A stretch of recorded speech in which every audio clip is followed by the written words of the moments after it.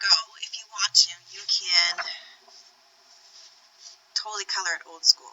That's totally fine with your pencil crayons and everything. If that's what you're comfortable with, it's going to turn out amazing. So in your black book, it should end up, the good copy, something like this. An alternative, if you really enjoy working on the computer, then you can also color it in digitally. But remember, the whole point of it is to show a range of value. So how do we do that on the computer?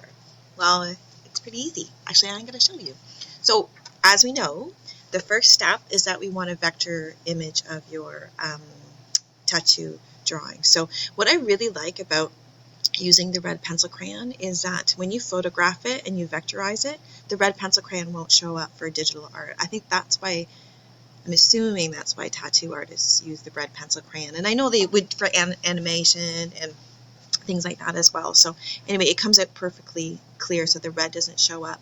You can see there's some shading here. It's only because I did it with pencil crayon. If I done it with pencil crayon, sometimes it looks mucky and it does show up when I vectorize it. So that kind of saves you a step from having to, like I did erase it so it doesn't show up as much for the red pencil crayon, but having to retrace it. Anyway, so you know that you're going to photograph it, upload it to your Google Drive, upload it to vectorization.org. Just here, right? And it's going to become an SVG. You're going to download the SVG because you're a pro at that now, right? And then you're going to go to Klecky.com. What a weird name. When you upload it, you're going to upload it again, we know, as a layer. So that gives us the ability to paint underneath, on top. Most importantly, it makes the white areas transparent.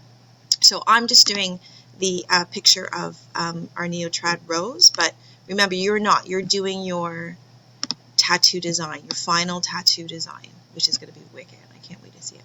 Okay, so I center it the way I want. Okay. All right, so we know there's lots of tools, right?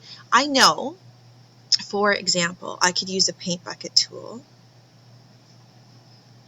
right, and fill in stuff. So already, oops, Control Z. And the reason why that, see how that's not totally filled there? That's not a big deal. I can always fix that. But obviously we know that how to fill in areas, right? So I'll show you quickly how to fix that. Well, easy. I'm just going to go paintbrush tool. I'm going to go black. I'm going to zoom in, and I'm just going to close that area, right? And I'm going to zoom back out. Okay, so we can definitely, using the paint bucket tool, fill it in. Now, oh, how do I find that red color again? No problem. Use the eyedropper tool and click on the color, and then it automatically finds it for me. Okay, there we go. I mean, so I can do that, right? But it looks pretty cool, actually, but it's kind of flat, right? Which is not what we want. So what I can do now that I have the basics color of the rows that I want, now I can add in the value. And so again, I'm using a fancy stylus because I'm fancy. But on yours, that doesn't work on mine, is I think for most of your laptops, your pencil, the graphite is conductive, and it actually you can use the graphite as a stylus. If not, I've got lots of styluses. You can use your finger, you can use your mouse, your touchpad. I have mouse if you want to borrow one. So now we want to add our darkness and our highlights and things like that. Now, so using our paintbrush tool, we're going to just use it the same way that we were using like a pencil crayon. So of course, the challenge is it's a little bit trickier with the hand-eye coordination. But to make it blend, there's something called the opacity tool, which is another word for the see-throughness. Additionally, we also have different type of paint brushes. So for example, let me just show you really quickly. So that's a normal paintbrush. This one here, it just gives you like another texture. So that might be a bit softer perhaps, right? This one here, you can just, goof around with them. But I also want to show you what the opacity does. So changing the opacity level is a see-throughness, right? So it makes it see-through. Now, the issue though is, think of it like a watercolor painting. So if I kind of go over it a bunch, then it gets darker and darker. Okay, so just sort of think about it that way. But it's really handy to sort of blend some stuff in. So if I want to go sort of add in my shadows in here, now, so again, depending on the style of tattoo that you've chosen, if you have like the traditional kind of tattoo that use black for shading, but what I like about this, and again, I don't know if you can see with my screen, Okay, I think that's better, is that this is my color here. I can go like a shade darker. I'm going to pick something like this for my shadows, which is kind of cool. I'm going to do the opacity a bit low here, and I'm going to zoom right in, right? And then what I can do is I can go in and add the shadows, right? But the same, I'm going to make that bigger, but the same rules applies if I was doing this with a pencil crayon, is I'm going to over exaggerate, but your lines, remember, they have to go with the shape. I'm going to just do this fast so you get the idea.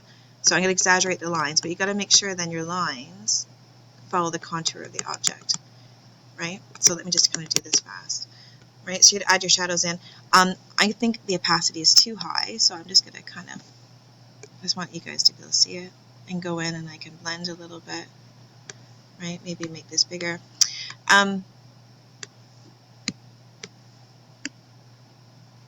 So play around with that. I can also go back to the other color, and I can blend to kind of go back over top of it if I need to, right? So it's hard because you're not using with pressure, you're kind of using more like your lines and the see-throughness. So play around with that a little bit. I'm going to go back in here. Okay, so you get the idea. I'm doing it fast. You're going to do it way better. Okay, so like that's for shadows. So you're going to play around with it so it blends. And my tip is, when you're zooming in, always zoom out to look how it's going to look, okay? But you're going to do a better job. Highlights then, which is really nice. I can pick a lighter version of it, but again, making things lighter isn't always necessarily adding white, right? Maybe just same concept, right? Maybe I want to change the opacity and see these are my highlights. And if it's not showing up too much, right, just change the opacity. So it's just like as if you were using, I want that softer. It's just like if you were using a pencil crayon, right? So using pressure shading, you're just playing around with the opacity. So pressure shading, sort of, what that does, it changes the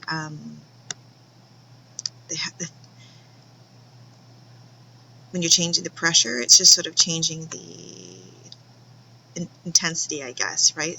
So, in the see-throughness. So instead of like changing the pressure, then what you're doing is you're changing the opacity, the see-throughness. Okay, so now I can go back and need my original color. I actually like to have my original colors on the side, so I can just kind of pick it, and then I can go back and I can blend. Anyway, so that's like super quick, not a very good tutorial, but you sort of get the idea, right? So again, same with your pencil crayon. So if you want to sort of, and I always like zoom out and look at stuff. So if you want to play around with it on the computer, totally go for it. Right? I wish I had more time, but you get the idea. Right? And the nice thing is you can zoom right in, you can do whatever you need to do. If you even want to, you could do this on the layer, you could do all the coloring underneath it if you want, right? But that's sort of my suggestion, is play around with that way. And you have your own sort of style too, the way that you're going to draw and color. So play around with it. I can't wait to see how these are going to turn out. So again, your option is, so it will come along, I promise. If you think in the beginning it's not very good, because I know you're thinking, oh, Miss Wyatt, that's not very good. We'll keep at it, right? Keep going with it. So again, your option is totally do it pencil crayon and marker if you want, right? You can use stippling, or you can use pressure shading, or if you like working on the computer, totally do it on the computer. Again, on Clecky, especially if you're at school, every once in a while, make sure you save it so it doesn't erase. Okay, I can't wait to see how this is going to turn out. I'm so excited. Okay, thanks guys.